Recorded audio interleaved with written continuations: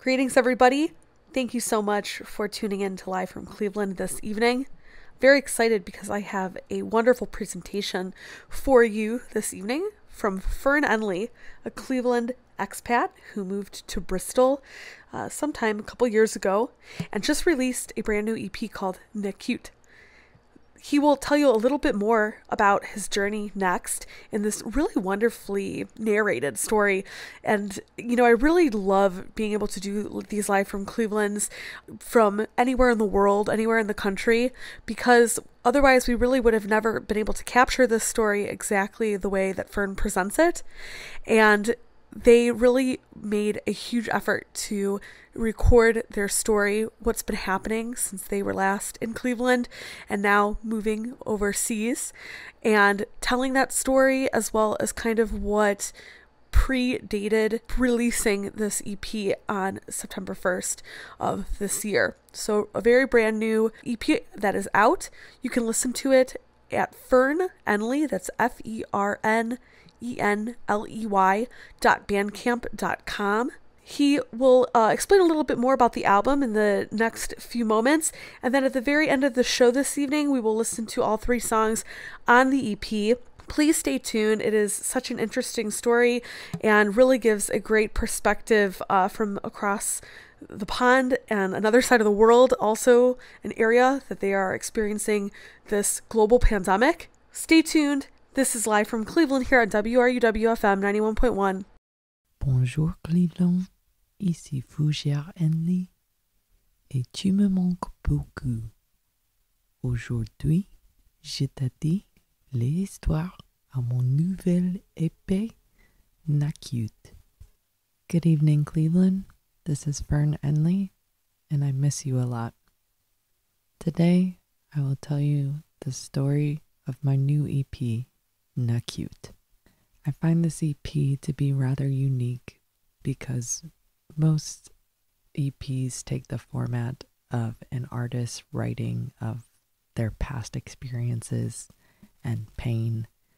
And while that is definitely true, what is more relevant in this EP is this kind of premonition of the pain that I was about to endure. Those of you who know me know my impulsive nature, and my tendency is to kind of take any and every idea from its birth to the crazy unfurling of whatever that may be. I started recording Acute back last August. These songs had kind of solidified in the 3 years that I had been living back in Cleveland after my move back from the UK. The song Torch or Torch was actually written very shortly after I had moved back from my first time living in the UK.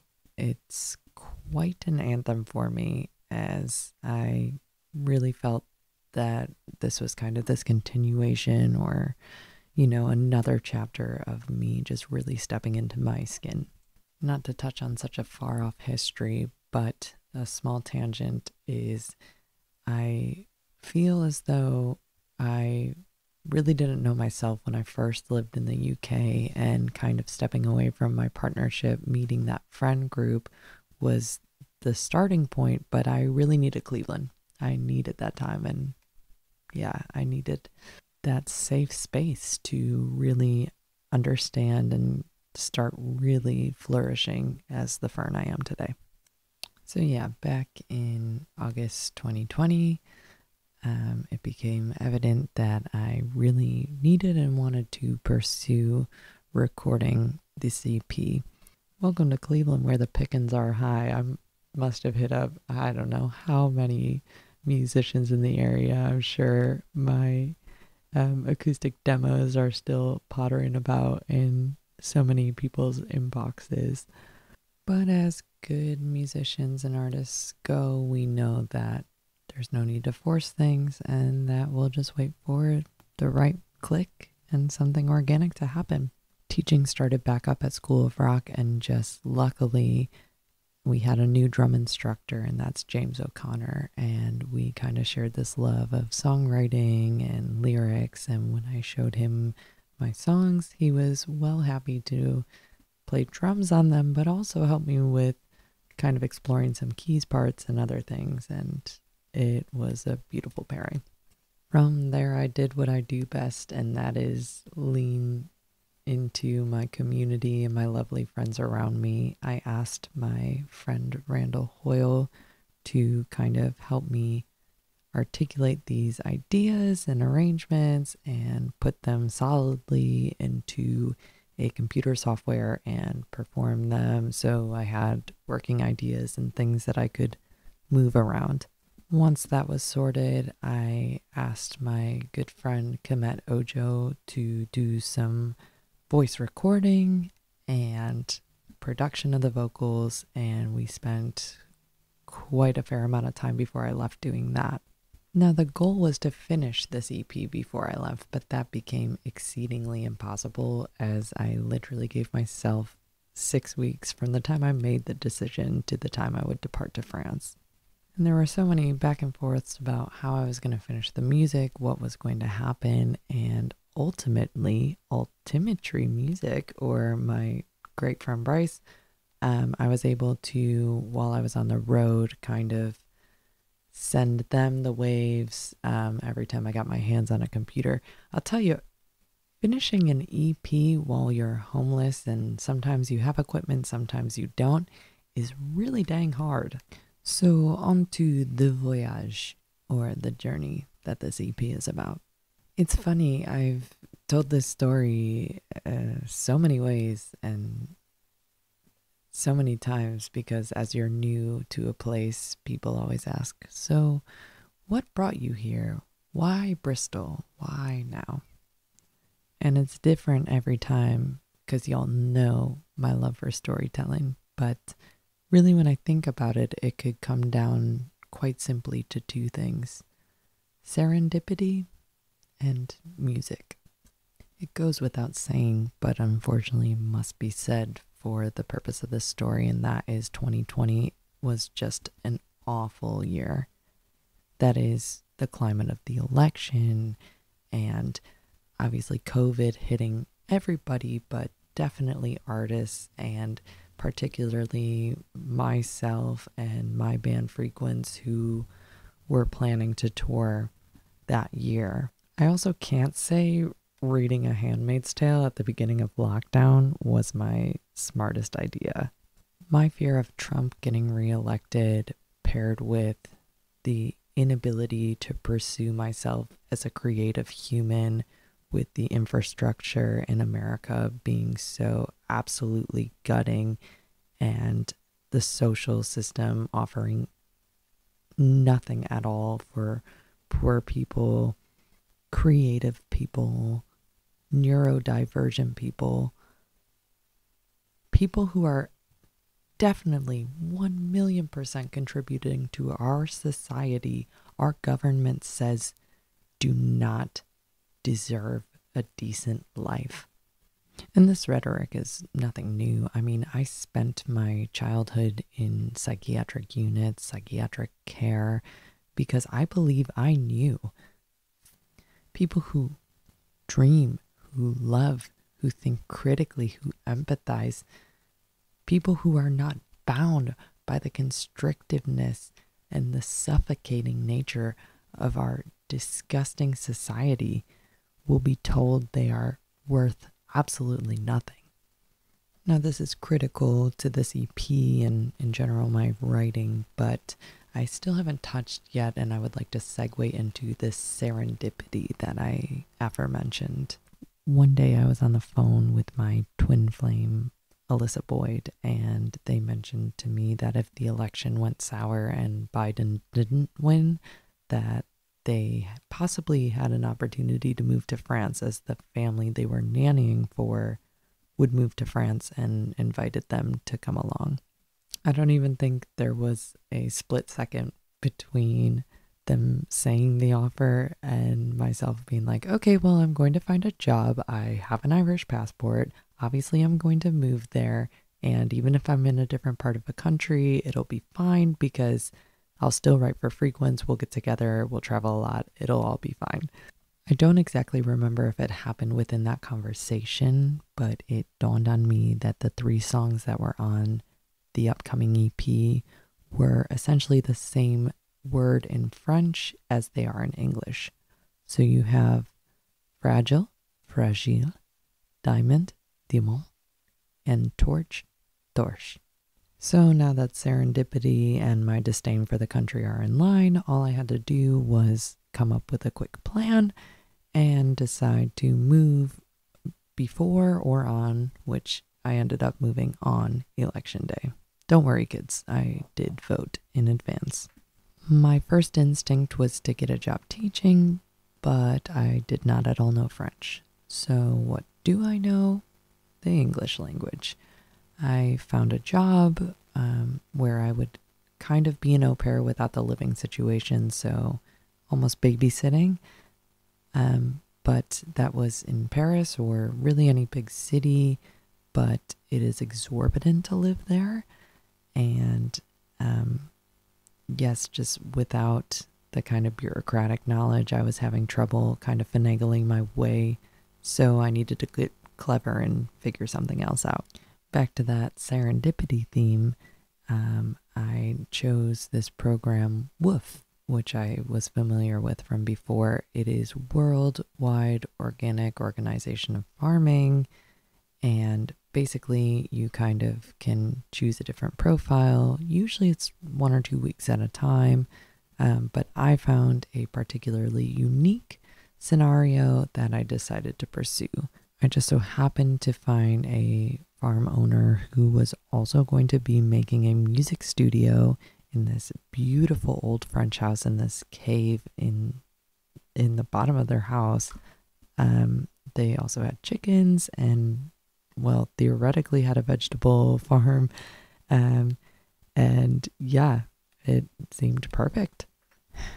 It is hard to know what the best outcome of this whole situation has been, but I must say, in this high risk, high reward situation, farming, getting into soil, wow, do it yesterday, today, anytime, like, get into that earth. Your body and mind will thank you, I promise. I mean, less than a year ago, I had never properly done anything agriculturally, and now I can't really fathom that not being a part of my life. Anyhow, when I first arrived on the farm, everything was magical and wonderful, and I just was filled with this childlike whimsy. Here I am not actually being able to interact with the other adults, right? Because they can fluently speak French, and I can barely say I want water. So as I'm acclimating and they're getting used to just having a non-French speaker around, I'm just hanging out in the dirt and playing with the dog Shepherd. For all you Noonerspism or Spoonerism fans, that's actually a Spoonerism for perché, which means high as in stoned.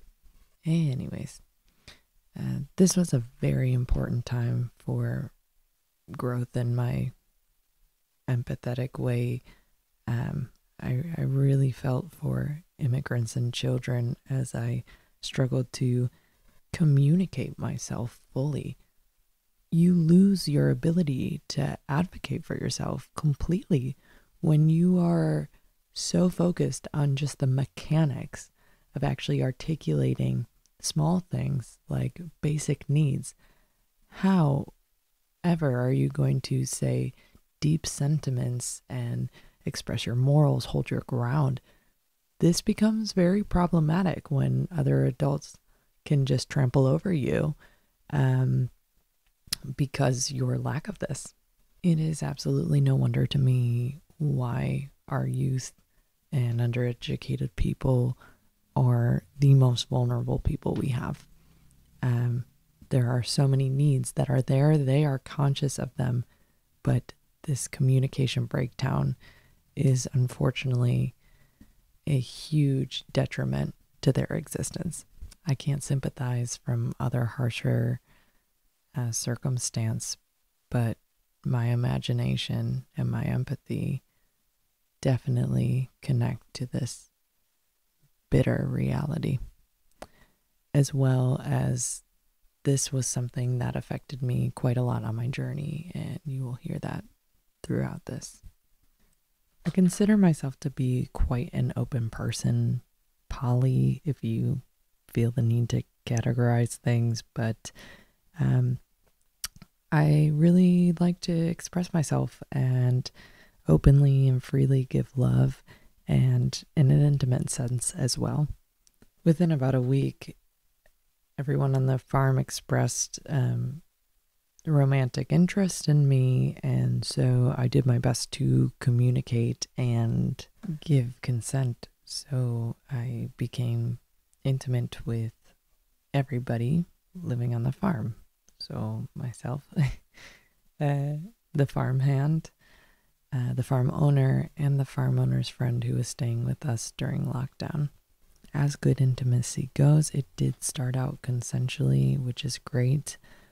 And I thought, despite my inability to speak the language, and despite, especially for two of them who hardly spoke English at all, despite their lack of proficiency in English, that everything would be able to stay mutual and positive.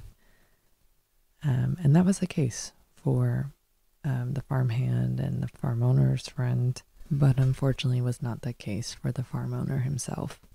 Unfortunately, the farm owner got far too fascinated with me, and the real problem was when he verbatim told me, "I'm toxic and I need you to fix me." I think, and I hope for all the listeners out there, that's a big red flag. Toxicity is unfortunate, and it does reside within all of us. And if anyone claims to be not toxic, that should be a red flag too. We do all have it. We do all practice toxicity, unfortunately, and the goal should be reducing that with our own consciousness, introspection, and active efforts towards self-enlightenment. Now, I acknowledge this whole time, this whole journey, I did have the privilege, and probably will always have the privilege, to be able to lean on and come back to my friends and family in Cleveland. But as most of you know, I am painfully stubborn. And so that is exactly why my journey continued. I didn't know anyone in France. Well, saying that, we have the lovely B, who is in Paris, but it would have been a bigger burden, and living in Paris is tiny and small, and just too much was going on in their life, and you don't feed a fire with a fire. So I was forced to kind of go with what was available. The farmer's friend threw a party for a neighbor who was going to undergo surgery, and he decided to invite some people and kind of ask for me who might be willing to accommodate me. And here is where the homelessness and bouncing around starts to come in, and if I'm to break it down, it might get a little long. It's exhausting. It is very hard when you have to piece your life together again, accepting defeat and ultimately having to accept help from others. Because the harsh reality is a lot of people give out of selfishness. They give to fill a void. They give to feel purpose, because often when these people give, they're not actually giving something that puts them out of their means in the first place. It is a very selfish way of giving. And unfortunately, when someone gives in this way, it breeds this expectation. And for me, that is a detriment to my existence, to have especially such intense expectations from someone with whom I'm living under. My next host had told me that I wasn't smiling enough anymore. Most of you know me and know my general disposition is quite sunny and warm. That is quite how I operate. But I am just human here, 100% authentically, truly human, and to expect me to always present that side of myself is not healthy and not realistic. So, major shocker, but I'm not just sitting in my room with a giant smile plastered on my face when I'm going about my business, my day to day. Working is actually something that gives me so much of that energy. It's like I have to cultivate that spark again. And working really does that, setting schedules and goals and holding myself accountable for that and working really hard towards that gives me a lot of the positive energy that I often give. And unfortunately, a lot of these pressors that I find in my life tend to expect somehow me to just constantly operate in this way. And it's not like that.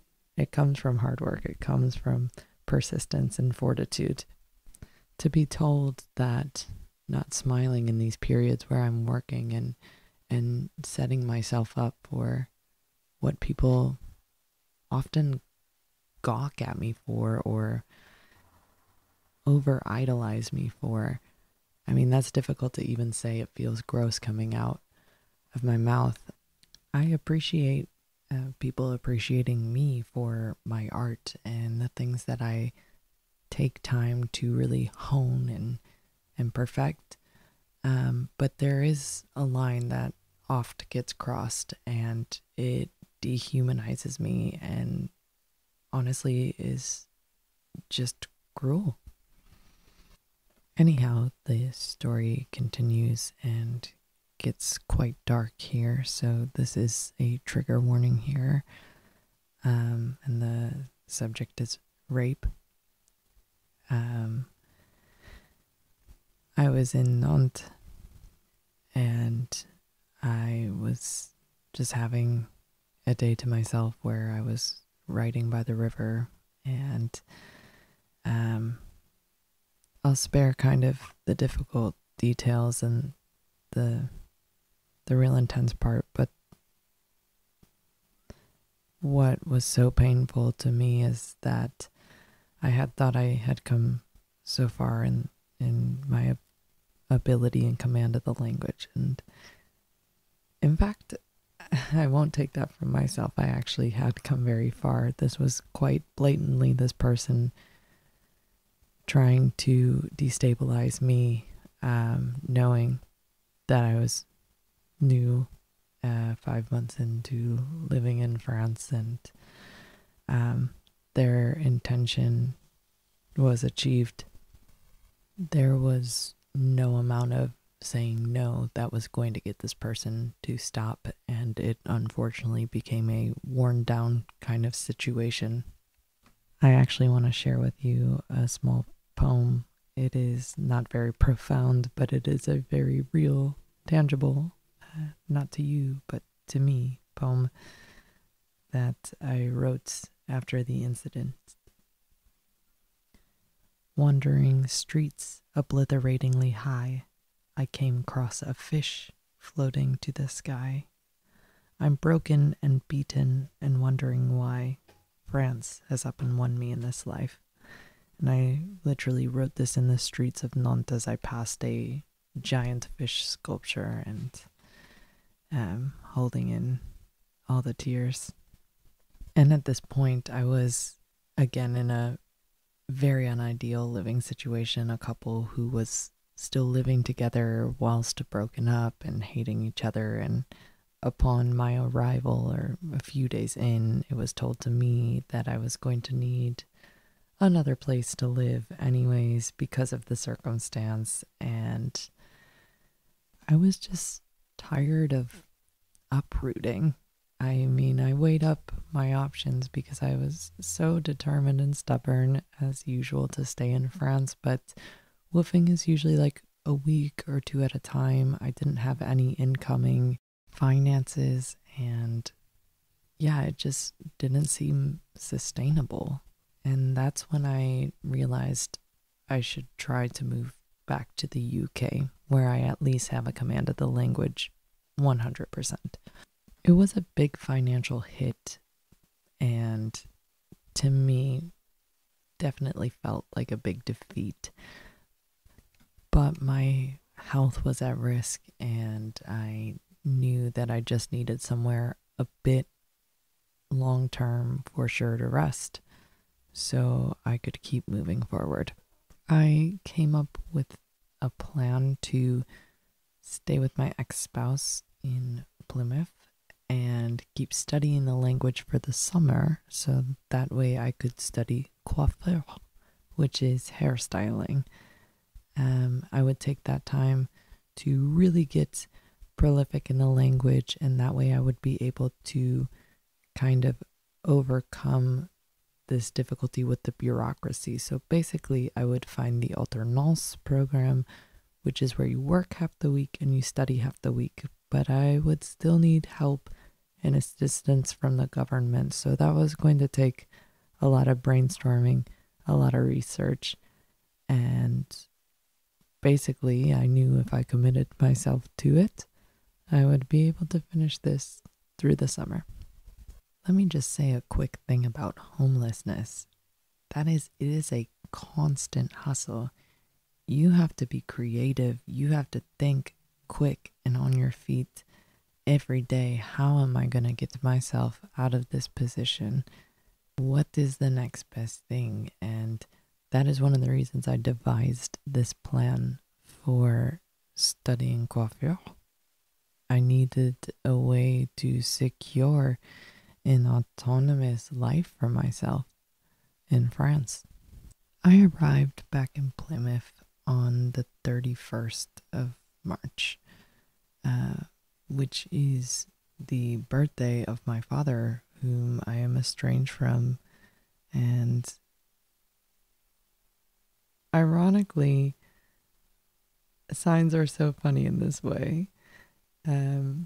I think at the time I saw it as a good sign, and now in post I can see it as quite a bad sign. Signs, eh? They aren't meant for reading. And that's going to be on my next album. I was in Plymouth for about a month, and it was surreal. It was quite like visiting my dead body. Like my spirit was free, but here I was just dead in my coffin. And for some reason I buried my horrible dead crap with me. I was such a different person when I lived in Plymouth the first time around. I'm quite good at evolving. It's one of my favorite things I get to do in this lifetime. Constantly growing and changing and surprising myself. It was challenging being this more precious, valuable version of myself in this environment where just so much had remained the same, and unfortunately the same could be said for my spouse. My spouse came to find me at the skate park one day to tell me that I was toxic to live with. To me, this is pretty preposterous because I physically wasn't even there. At this point, I had built such a resilience. I mean, I can't say I wasn't hurt, but at the same time, I just was so used to putting everything in my couple of bags and scooting my booty along. I went up the road to see a couple of my very dear friends, to kind of have a safe space and just prepare myself for the move and be able to seek solace in them. And unfortunately, I do have to give you another trigger warning here, and this is for assault. as I was leaving their house, this is about 4 p.m., headed down a main road, a crazed man comes down the road, swerves with his car to try and hit me, and I jump out of the way and try to proceed route, try to keep crossing the street, and he continually keeps trying to reverse his car into me. I eventually get fed up and kick his car, and when he stops, I make my way across the street. He kind of got further physical with me, and luckily a group of people intervened. It's funny because when I tell this story, especially cis friends or cis-appearing friends are kind of like, what? How? Why? And well, it was obviously a hate crime, and I get to have the confidence in knowing that because when he was asked to stop, he was saying he deserves it. He's a freak. As a lot of you know, I'm a serial panic attack survivor, but this had to be my worst, possibly in history. I walked myself the rest of the approximately 10 minutes home with my mask smacking me in the face, breathing in and out so much. I'm shocked I didn't swallow it whole. When I got back, I was on the bed writhing in pain and letting my body slowly exorcise the demons that this person transferred from them to my poor and aching body. I had just left who I considered to be kind of my remaining support network in Plymouth, as most of my very best friends have all kind of moved out of the Plymouth area. So I had asked my ex if he could grab his mom and bring her back. And I mean, okay, I do actually know how it got into this, but basically, of course, I'm kind of empathizing with the situation and, just saying this is a problem within the system. And then it becomes some sort of political debate as she's like hyper conservative. Let me make a public service announcement right now. I don't care what your beliefs are or if they're opposite to somebody. If somebody has just gone through a physical assault, this is not the time for contrary beliefs. You can speak about that any other time that is not directly after an assault. That was my horrible impression of a rewind. What I really wanted to bring up that I realized I had forgotten to mention is another point of serendipity.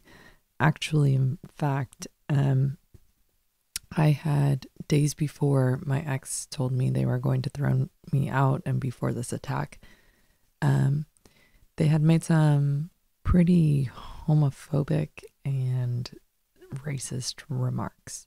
And I waited till the next day when they were sober to tell them that I was uncomfortable with this, and that even if they don't plan on harming anyone, this kind of rhetoric, this narrative is what gets other people to act in an aggressive way and often gets people like myself killed. And I mean, I love a prove 'em right moment, but not this kind. From there, I was lucky to move in with a Cleveland semi-native, Cleveland expat, Kate Marsh. Shout out to her. Thank you for having me for the month. Former bartender at Funhouse. I spent that month really commuting lots, taking the train, which is a very beautiful way to get around. But even if it's a 10-minute train journey, taking the train from Bath to Bristol commuting in as often as possible and just really getting acquainted with the community here. Quickly became involved in the skate community, and now I work shifts at Bump Roller Disco. I work at Jam Jar, which is a live music venue. I will be starting at Bristol Beacon teaching music, which is a charity, so I'll be practicing a music practitioner there. I've had some rough spells. The last house I just came from was another living with the person who is in charge of the house, who owns the house, and it turned out really poorly. I mean, I really don't need to reiterate this pattern, but again, it was, a person expecting more out of me. And when they found out my housing that I was going for after living with them fell through a community group, they tried to throw me out sooner, and I had quite a big panic. See, I'm still very far from being fully immersed in this community. It's going to take a hell of a long time, and that's for many reasons. I mean, we're still in a pandemic, and it is a big city. People are solidified here, and when you are the new person, everybody has their friend groups, everybody has their things, and it takes a while to kind of worm your way in and say, hey, I want to be friends. I'm worthy of sharing experiences and spending time together. That paired with having to get all my equipment again, find all the things you would need and use in your house. Editing so hard. I gotta edit how many jobs I have. I have way too many, so hopefully the next couple months will be telling of what to do, what's to come. I am the least patient man I know, and this is why I love this journey. I hate it. I mean, I do genuinely hate it. Nobody likes being challenged at what they're bad at. Except for me, because I'm a masochist. No, I don't know. I know it's important. I know that when I can finally breathe so much easier, when I'm not scared half the time or stressed all the time, or, just constantly missing everyone I know and love. I'm just eager for this long journey to pay off, because I believe in me. I'm getting actually really emotional now, but I believe in me wholeheartedly. I try so hard, and my intentions, I try to keep them good, and I act as well as I can at any given moment, and I want to create.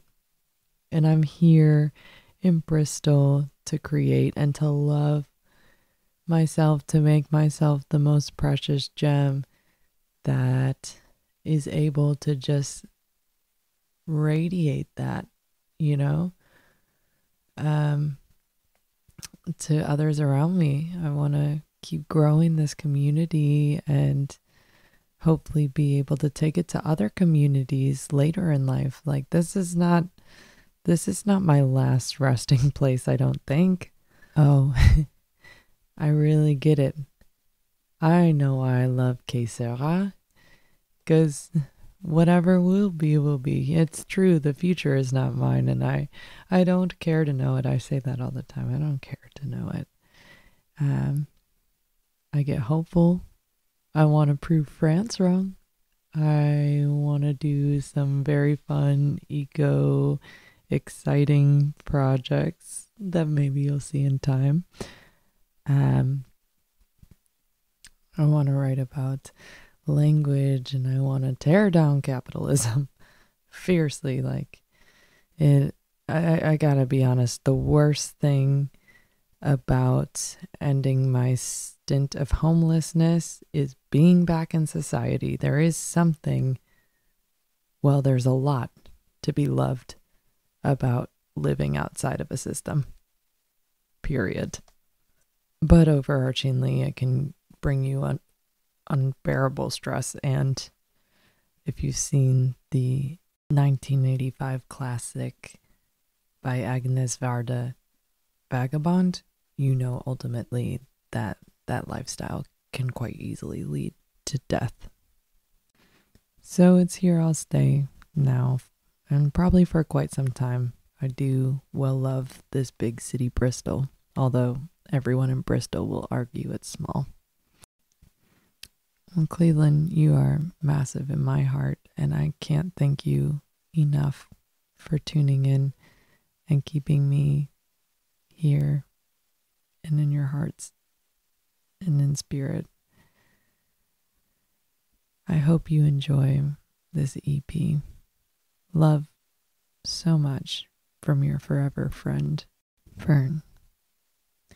And this is Fern Unley signing off, and I hope you enjoy Na Cute.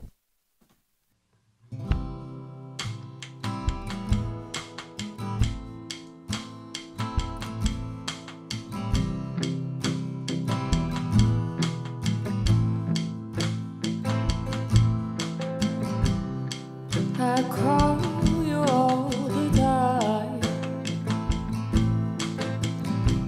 'cause you're safer, you can call me anytime.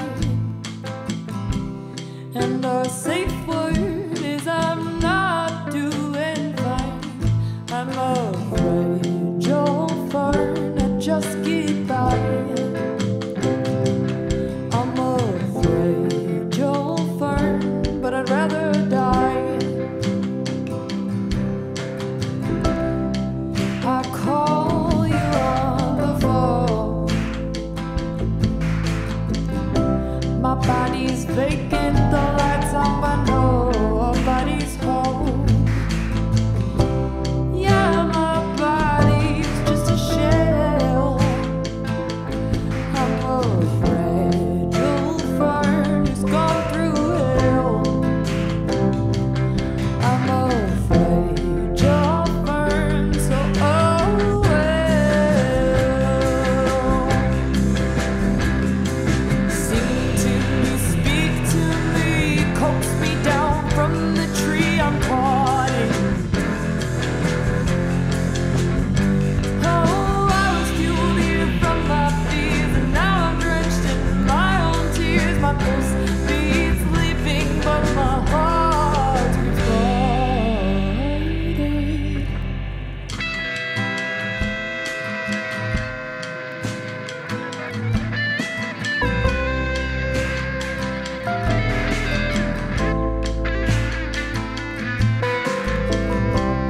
Folks say chin up, you'll be fine.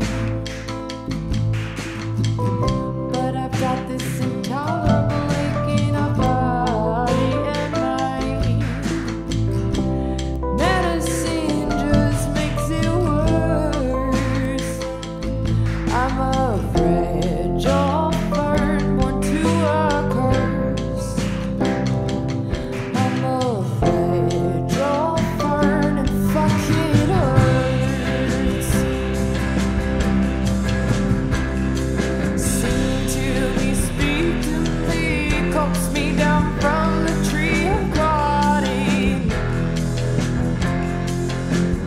Oh, I was fueled here from my fears, and now I'm drenched in my own tears. My pulse beats living, but my heart's divided.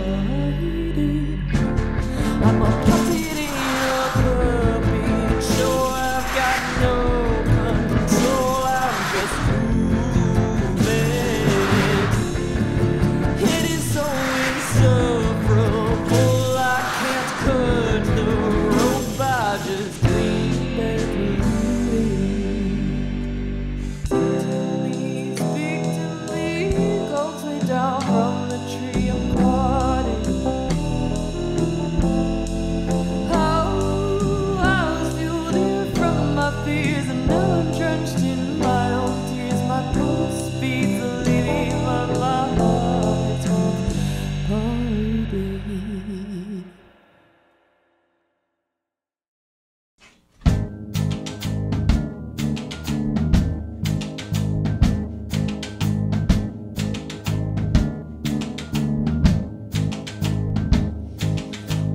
could you ever sing in my song? Would you ever, could you ever tap your toes along? Would you ever, could you ever use your devices? Tell me I'm dirt worth, I'm not priceless. Oh, I never set to be a diamond. I shudder to be so vain and lifeless.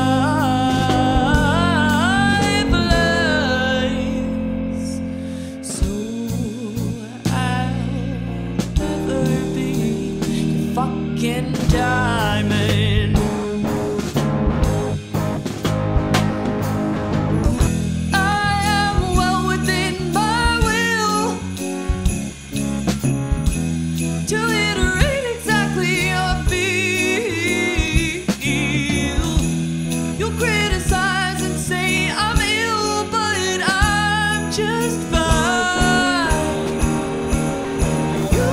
Chasing diamonds, but I'm more red than you'll find.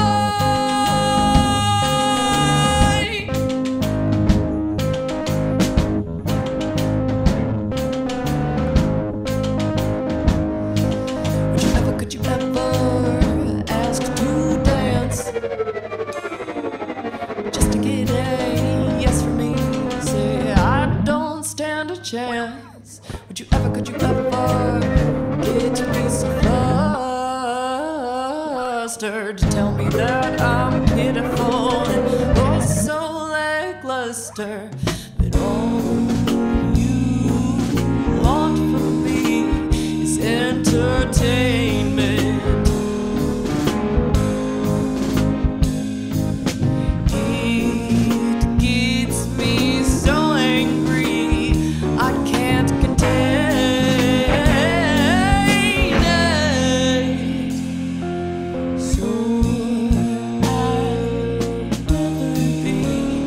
entertainment. I am well within my will. I'll iterate exactly your feel. You'll criticize and say I'm ill, but I'm just fine. You keep chasing diamonds, but I'm more red than you'll find.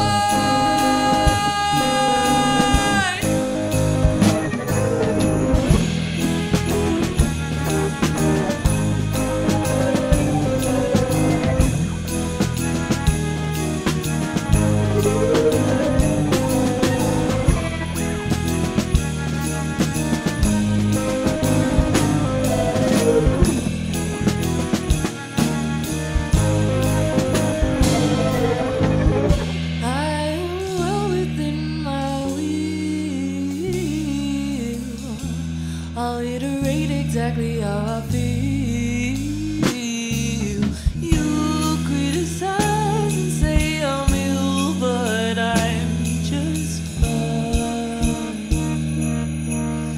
You keep chasing diamonds, but I'm more rare than you'll find.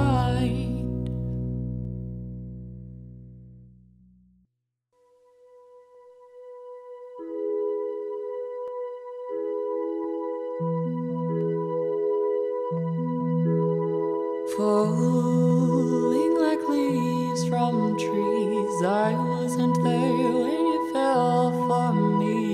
You weren't either, you just looked through me and told me the things that I couldn't see in me.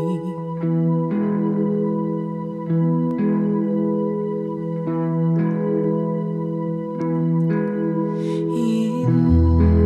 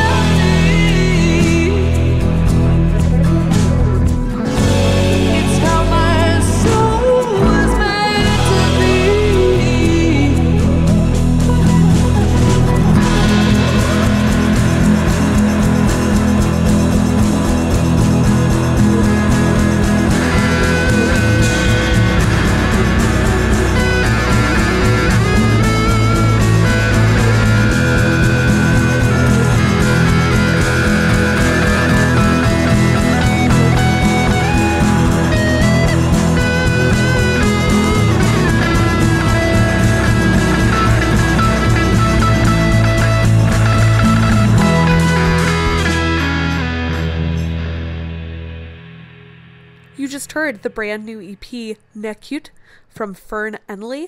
You can listen to it in its entirety on Bandcamp at fernenley.bandcamp.com. That's spelled FERNENLEY.bandcamp.com. There are 3 songs. First we listened to Too Fragile, then we listened to Diamond, and then Torch. I am pronouncing them as their English names so that I don't completely butcher the pronunciation. This was released on September 1st of 2021. You can follow Fern on Facebook as well as Instagram. He is a Cleveland artist now living in Bristol over in the UK. And I just want to say a huge thank you to Fern for being able to record this very, very special story and presenting it in such an interesting way for us this evening. It's always a blessing to have such beautiful artists in my midst that they will just come up with the most lovely ways to present themselves and present their story, whether it be through music or even just this really creative spoken word kind of meditation on their lives thus far. So please let them know that you're thinking about them over on the other side of the world. It is 5 hours ahead there, so quite late this evening, and that's one of the reasons why we couldn't get Fern live on the show doing a virtual presentation, but really, really enjoyed the way that they interpreted this assignment sort of to be on the program tonight in their own special way. So thank you, Fern. Next week on Live from Cleveland, we are going to be hopefully back in the studio, crossing my fingers. But I know that we also do have some performances lined up through the rest of September and October. I'm going to do my best to post a little bit of a calendar online for you so you can see who we've got coming up. Stay tuned next week, same time, same place, here on WRUW from 10 to 11 p.m. This is Live from Cleveland. I'm Rachel H. Hope you have a great rest of your Thursday night.